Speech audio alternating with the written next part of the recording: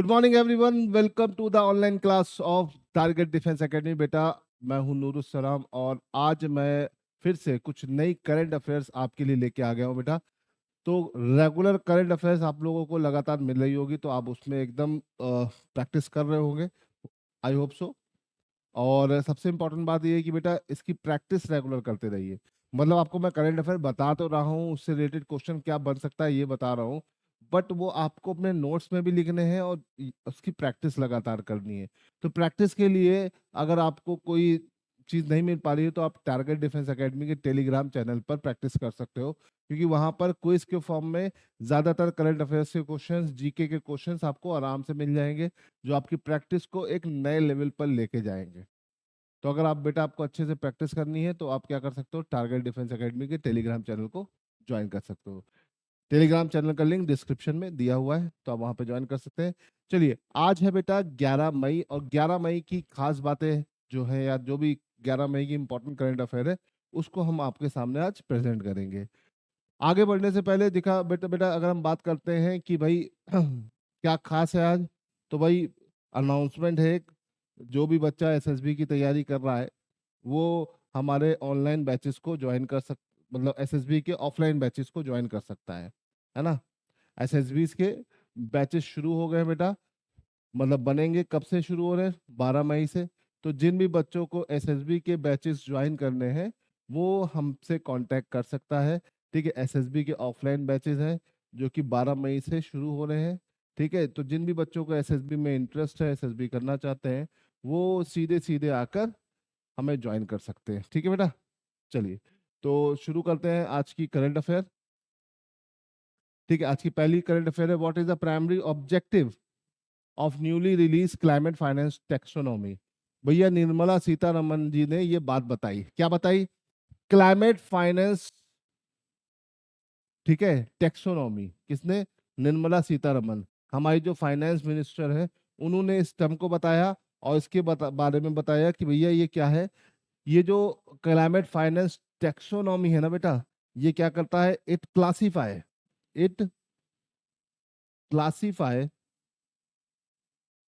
which part of economy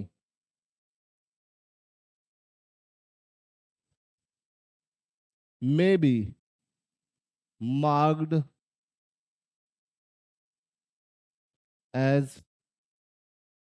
sustainable investment।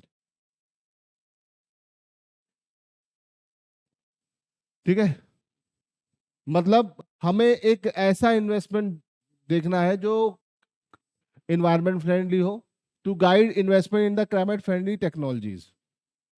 तो यहाँ पर क्लाइमेट फाइनेंस टेक्सोनॉमी जो है, ये आपका इन्वायरमेंट फ्रेंडली इकोनॉमी को फोकस करता है और आपके इन्वेस्टमेंट को इस ऐसे एरिया में जाने को कहता है जो क्या हो, सस्टेनेबल इन्वेस्टमेंट हो, मतलब जिससे हमारे पर्यावरण को ग्रोथ मिले, इन्वायरमेंट फ्रेंडली हो, इको फ्रेंडली हो।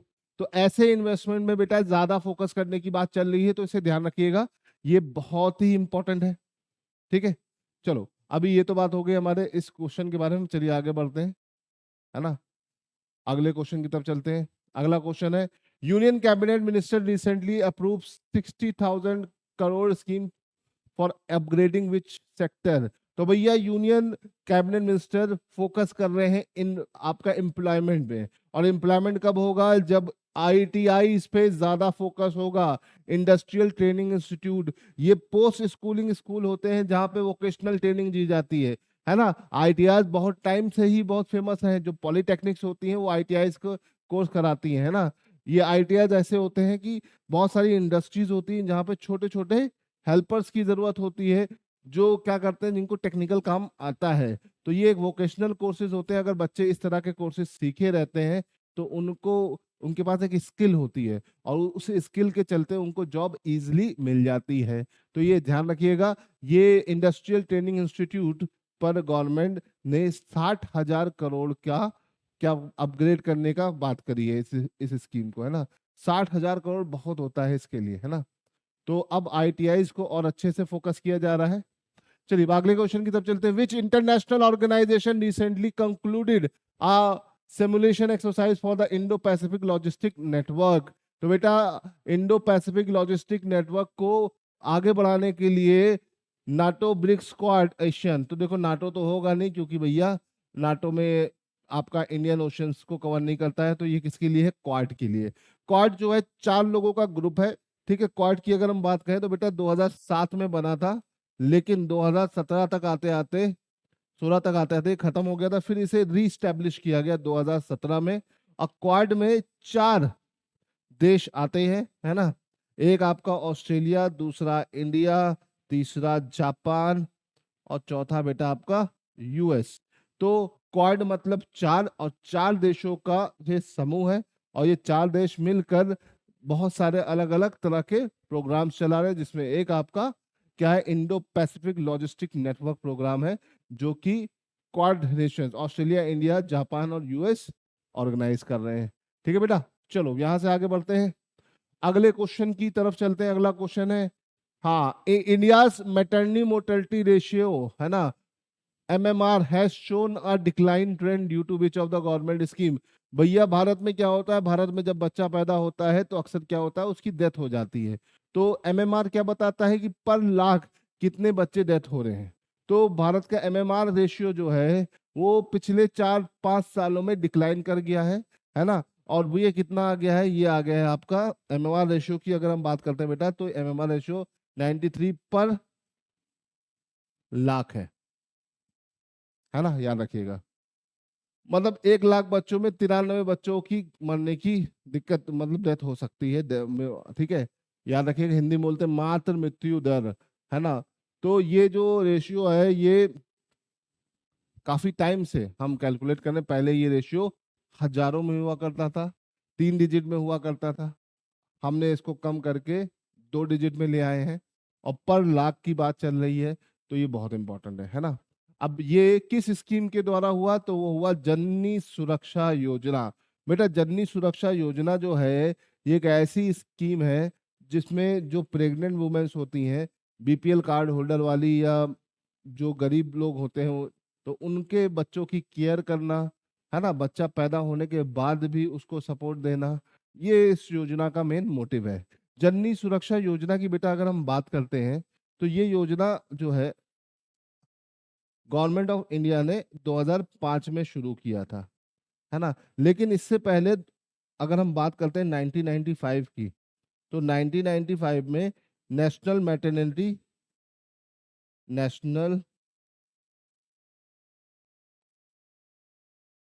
मैटरनिटी, ठीक है, बेनिफिट स्कीम इसका नाम था। इसको रीनेम कर दिया 1995 से में ये शुरू हुई थी, किस योजना के नाम से? नेशनल मैटरनिटी बेनिफिट स्कीम के नाम से ये शुरू हुई थी। 1995 से 2005 तक चला, फिर 2005 में से रीनेम करके जननी सुरक्षा योजना कर दिया गया, और इसके अंदर बहुत सारे और चीजों को ऐड कर दिया गया। जैसे जब कोई बच्चा पैदा होता है तो उसके पैदा होने पे माँ बाप, मतलब स्पेशली माँ की केयर की जाती है, उसको कुछ फिक्स डाइट दी जाती है, कुछ थोड़ा सा इकोनॉमिकल बेनिफिट दिए जाते हैं इस स्कीम के थ्रू, और बच्चों के जो भी टीकाकरण होते हैं वो सब फ्री होते हैं, और बहुत सारी चीजें यहाँ पर प्रोवाइड की जाती है इस जननी सुरक्षा योजना के तहत। लेकिन ये योजना 2 बच्चों तक ही वैलिड है, याद रखिएगा। 2 बच्चों के ऊपर इसमें थोड़ा सा दिक्कत आता है। इनिशियली जो ये स्कीम थी, ये स्कीम पहले आता था रूरल डेवलपमेंट के अंदर, लेकिन बाद में इस स्कीम को ट्रांसफर कर दिया गया department of health and child care के अंदर। तो आज के टाइम में ये जो स्कीम है वो हेल्थ एंड चाइल्ड केयर के अंदर आती है। इनिशियली ये रूरल डेवलपमेंट के अंदर आने वाली स्कीम थी। तो इसको लेकर काफी सारी चीजें हैं, और MMR का जो हमारा रेशियो है वो 93 आ गया है, ठीक है। एक टाइम था कि भैया ये 2012 212 था, और 2016 तक आसे 113 हो गया, ठीक है। 18 से 22 के बीच में ये 95 रहा, और पिछले कुछ दशकों से, पिछले कुछ सालों से ये 93 हो गया है। तो MMR रेशियो इस टाइम में हमारे इंडिया का कितना है? 93 पर लैक्स। ये याद रखिएगा, ये इंपॉर्टेंट है। चलो अब आगे बढ़ते हैं। Shakti policy, recently revised by Indian government is related to. हाल में ही भारत सरकार द्वारा संशोधित शक्ति नीति का संबंध किससे है? अब देखोगे शक्ति सुनते ही तुम्हारे पास चार ऑप्शन है: women empowerment, coal allocation for the power sector, renewable energy subsidies, skill development. तो आपको दिमाग में आएगा कि वुमेन एम्पावरमेंट होगा, बट बेटा ये है कोल एलोकेशन, ठीक है, फॉर द पावर सेक्टर। कोल को रीएलोकेट करना और उसको किस तरीके से प्रॉपर तरीके से इसका डिस्ट्रीब्यूशन होगा, तो ये शक्ति पॉलिसी को इसके थ्रू डिसाइड होगा, है ना। तो इसे ध्यान रखिएगा और आपको ये चीजें ध्यान रखनी है। चलिए आगे बढ़ते हैं। Which rare Ayurvedic manuscripts were recently revived by the Central Council of Research Ayurvedic science? तो भैया कौन सी ऐसी मैन्यूस्क्रिप्ट्स हैं जिनको रिवाइव किया जा रहा है, ठीक है, किसके द्वारा? Central council of for the research in Ayurvedic science. तो यहाँ पर आपके पास चार ऑप्शंस हैं, दो दो मैन्यूस्क्रिप्ट के फॉर्म में, है ना। तो इसमें ये सारी मैन्यूस्क्रिप्ट बहुत इंपॉर्टेंट है, लेकिन यहाँ पर जो अभी रिसेंटली रिवाइव की गई है वो है बी, ठीक है, द्रव्य रत्नकारा निगंधु और द्रव्य नमकारा निगंधु, है ना। तो याद रखिएगा ये दोनों को यहाँ पे क्या किया गया, रिवाइव किया गया है, ठीक है। तो ये दोनों को रिवाइव करने का काम किया है, और ये जो मैन्यूस्क्रिप्ट थी इसको एक ये आयुर्वेदिक टेक्स्ट के लिए बनाई गई है, और इसको विष्णु वासुदेव ने लिखा है, विष्णु वासुदेव गोडबोले, याद रखिएगा, ठीक है। नॉर्मली जो मेडिसिन होती हैं, जो आयुर्वेदिक चीजें जो होती हैं, आयुर्वेदिक मेडिसिन जो होती है वो प्लांट्स के ऊपर बेस्ड होती है। डिफरेंट डिफरेंट ऑफ प्लांट्स का नॉमेनक्लेचर, इनका डेफिनेशन, इनकी नाम, है ना, इनके यूजेस, इस पर बेस पूरा ये है। और इसमें कई डिफरेंट डिफरेंट स्पेसीज जो इंडिया में पाई जाती है उसके ऊपर पूरा रिसर्च किया गया है, तो इसे ध्यान रखिएगा, ठीक है। तो ये मैन्यूस्क्रिप्ट थोड़ा ध्यान रखिएगा, इंपॉर्टेंट है, ठीक। चलिए, India life expectancy has drop from the first time in the 5 decades, है ना। पिछले 5 डिकेड्स में, 50 साल में इंडिया की लाइफ एक्सपेक्टेंसी कम हो गई, जीवन जीने की दर कम हो गई। इसका क्या वजह है? क्लाइमेट चेंज, कोविड-19, माल न्यूट्रिशन, एयर पोल्यूशन। तो बेटा पिछले 5 दशक में अभी जो कम हुई है उसकी मेन वजह है कोविड-19। कोविड-19 भले ही एक इतिहास बन गया हो, लेकिन इसका असर अभी भी हमारे ऊपर है, हमारी इकोनॉमी के ऊपर है, हमारे माइंडसेट में है ना। आप और हम वो जनरेशन है जिसने कोविड-19 के प्रकोप को देखा है।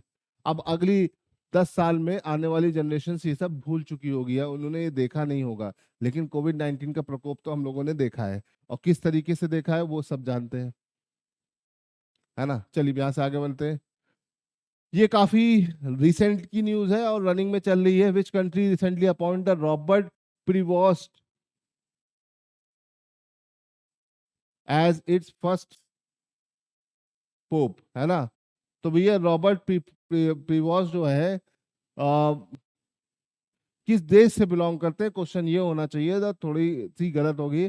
कंट्री तो वेटिकन सिटी होगी, है ना। वेटिकन सिटी ने ही से अब उनको अपॉइंट किया, लेकिन रॉबर्ट प्रोस्ट जो रॉबर्ट आपके प्रीवोस्ट है, रॉबर्ट प्रीवोस्ट, ये अभी हाल में ही नए पोप बन गए, है ना, नए पोप बने। और ये किस देश से बिलोंग करते हैं?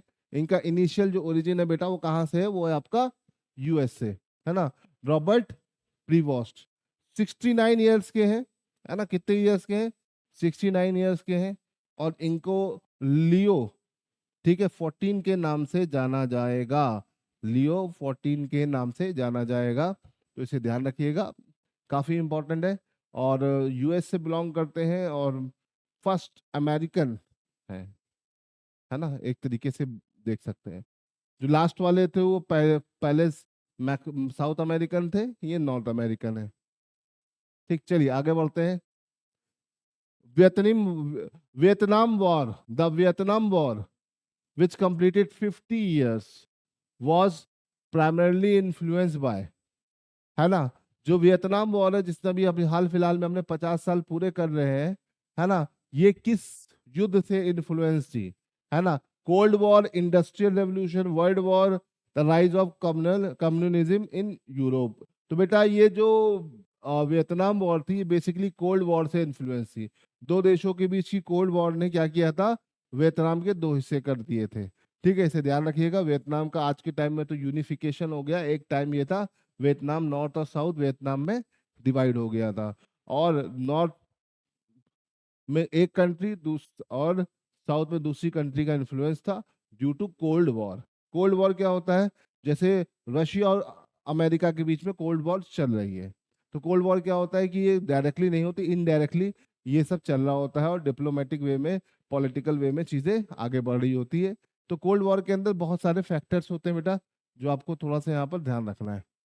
ठीक है, India's air defence system primarily use, देखो अभी ऑपरेशन सिंदूर के चलते ही ये थोड़ा सा न्यूज में आया था, तो हमने बात कर लिया। इंडिया का जो एयर डिफेंस सिस्टम है वो किस तरह का है, सरफेस टू एयर है, सबमरीन वारफेयर है, साइबर सिक्योरिटी है, ड्रोन सर्विलेंस है।